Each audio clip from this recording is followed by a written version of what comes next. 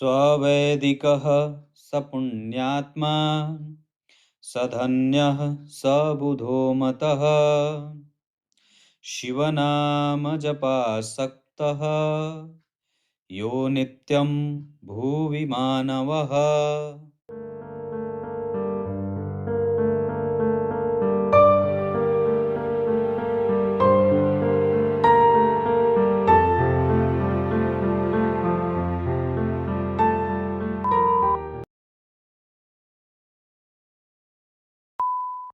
प्रिय दर्शकों, नमस्कार।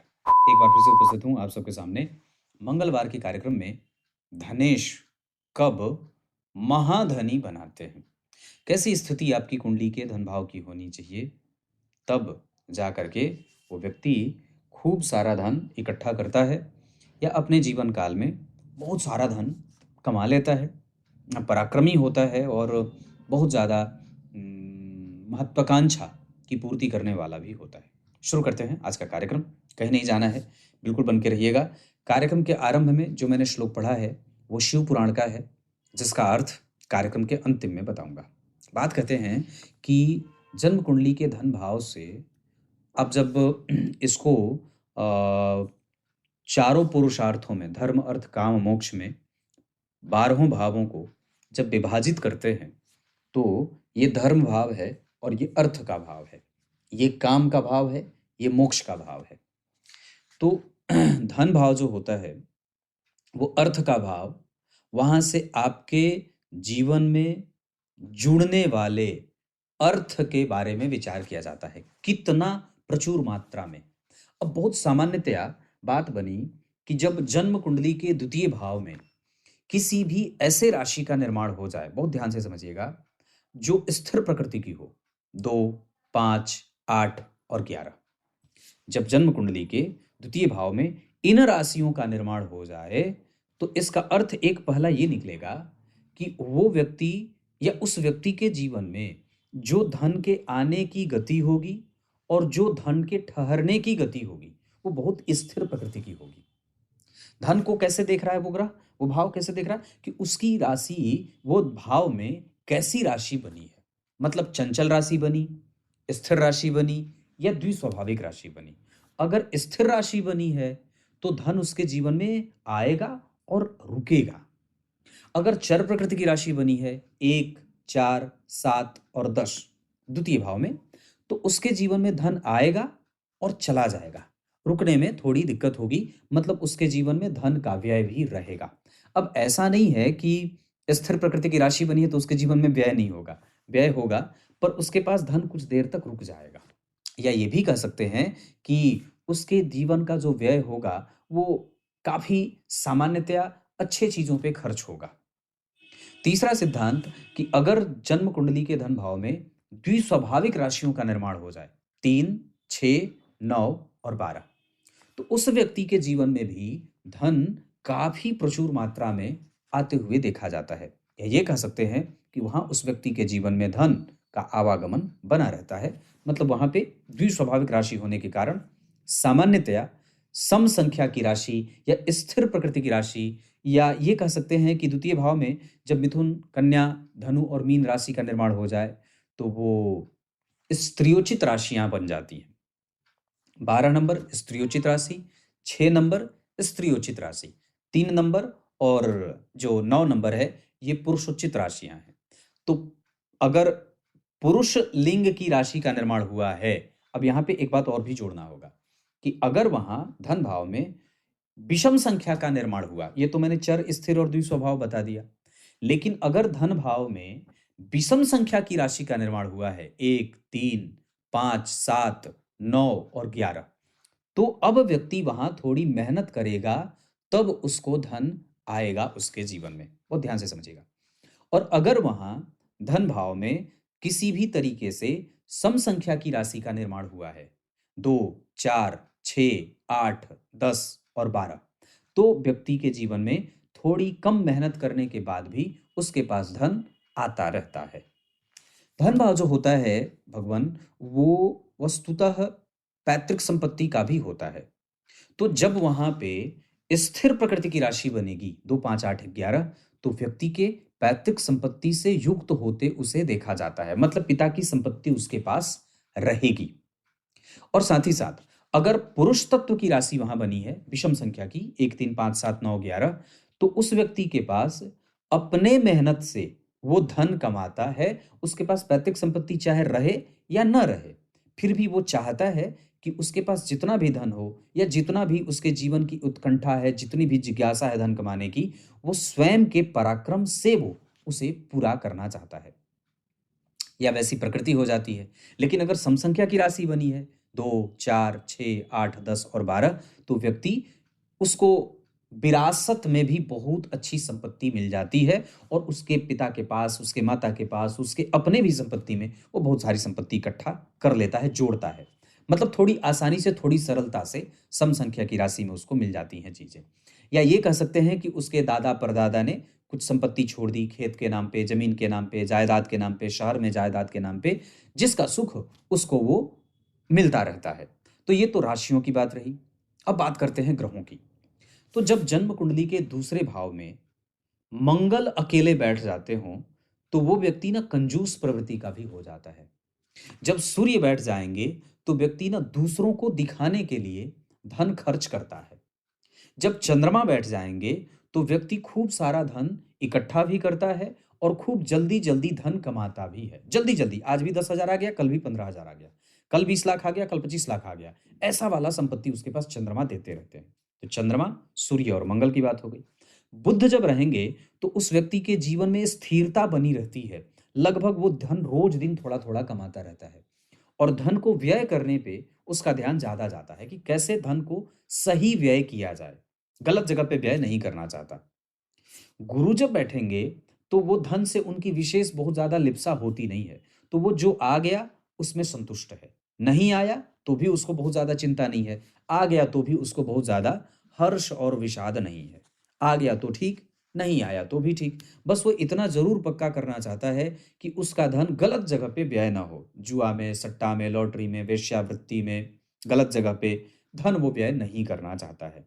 और अगर शुक्र की बात करते हैं, तो व्यक्ति महत्वाकांक्षी होता भी है कि धन आए, और धन को सही जगह पे खर्च भी करता है, और अपनी सुंदरता, अपनी संसाधन, अपने अपनी चीजों पे वो ज्यादा उसे खर्च करता है या खर्च करते देखा जाता है। थोड़ा व्ययी मानसिकता का होता है, चीजों को संतुलित करना चाहता है, बार बार धन ज्यादा ज्यादा ज्यादा ज्यादा ऐसा कमाना चाहता है, और सांसारिक सुखों से उसकी वृत्ति बनी रहती है या जुड़ी रहती है। शनि मेहनत करवा के तब आपको धन देंगे, गंभीर धन देंगे। एक बार आएगा, 6 महीने के लिए 20 लाख आ गया, फिर 2 3 महीने तक खाली है, फिर 10 लाख आ गया, फिर 15,000, 20 लाख, मतलब मोटा धन आएगा। एक ही बार में बहुत सारी संपत्ति आ जाए, 10 लाख, 20 लाख, 50 करोड़ों का डील हो जाए एक बार में, जो 1 साल तक पैसा खा रहे हैं। तो ऐसा जो मोटा धन होता है वो शनि देव देते हैं। और जन्म कुंडली के दूसरे भाव में अगर राहु बैठे हों, तो व्यक्ति ना इधर उधर से रोज दिन छोटा मोटा, कभी 2, कभी 5, कभी 3, कभी 7 ऐसा कमाता रहेगा। मतलब उसके जीवन में इस तरीके से धन आता जाता है। और केतु, कुछ भी हो जाए अपने सिद्धांतों से वो समझौता नहीं करना चाहता है। वो बहुत ही सैद्धांतिक पक्षों का निरूपण करने वाला, सिद्धांत के ऊपर आश्रित होकर के ही धन कमाने वाला होता है। गलत जगह से धन नहीं कमाएगा, सिद्धांत पे एकदम आश्रित होता हुआ वो धन कमाता है।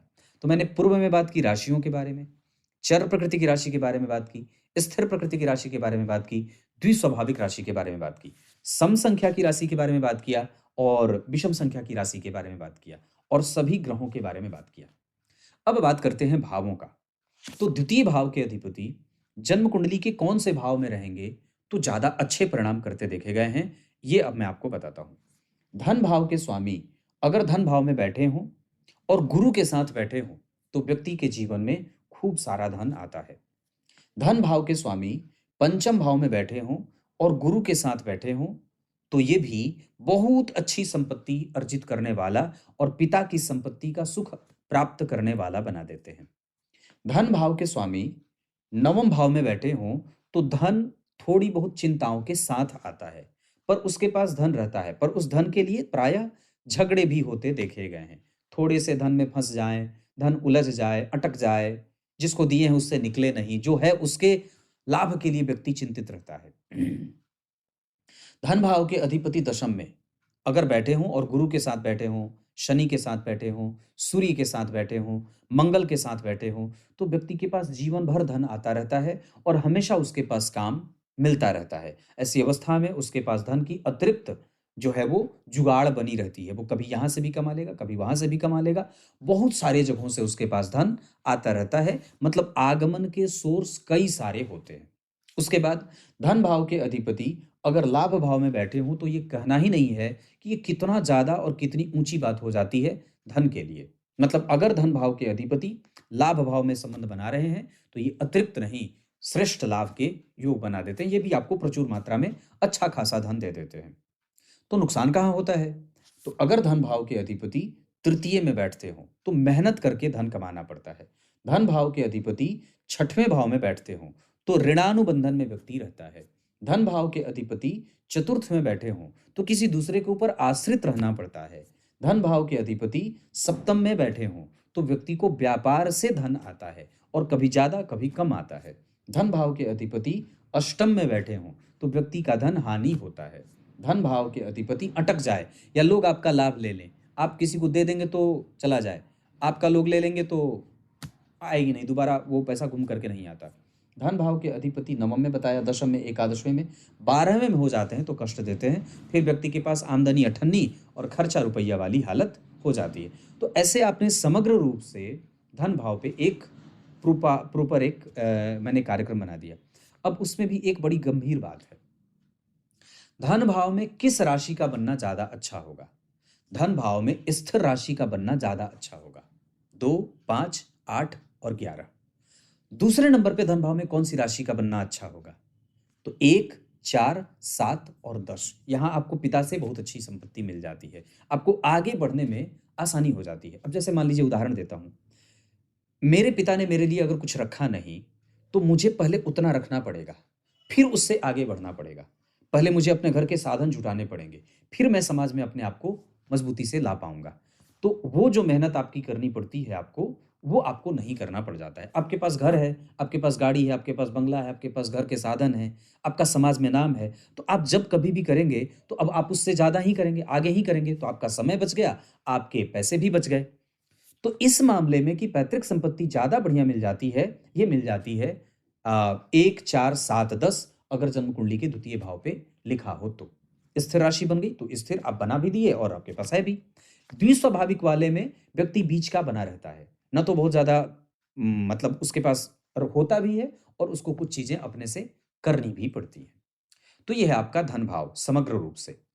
विशेषतया अगर धन भाव पे गुरु की दृष्टि हो, चंद्रमा की दृष्टि हो, शुक्र की दृष्टि हो या बुध की दृष्टि हो तो व्यक्ति धन बचा लेता है और धन को लेकर के उसके दिमाग में बहुत सारे सकारात्मक पक्ष बनते रहते हैं। धन भाव पे पापक ग्रहों का प्रभाव व्यक्ति को कई जगह से धन कमाने के लिए प्रायः परेशान करता रहता है कि यहां से कमा रहा हूं तो थोड़ा यहां से भी कमा लूं, थोड़ा यहां से भी कमा लूं। इस तरीके की जो प्रवृत्ति होती है वो धन भाव पे पापक ग्रह की दृष्टि जातक के जीवन को देती रहती है। अब तो इसमें कोई कंफ्यूजन वाली बात नहीं है, सारी चीजें मैंने बता दी। अब आइए, आरंभ में मैंने जो श्लोक पढ़ा था उसका अर्थ बता देता हूं।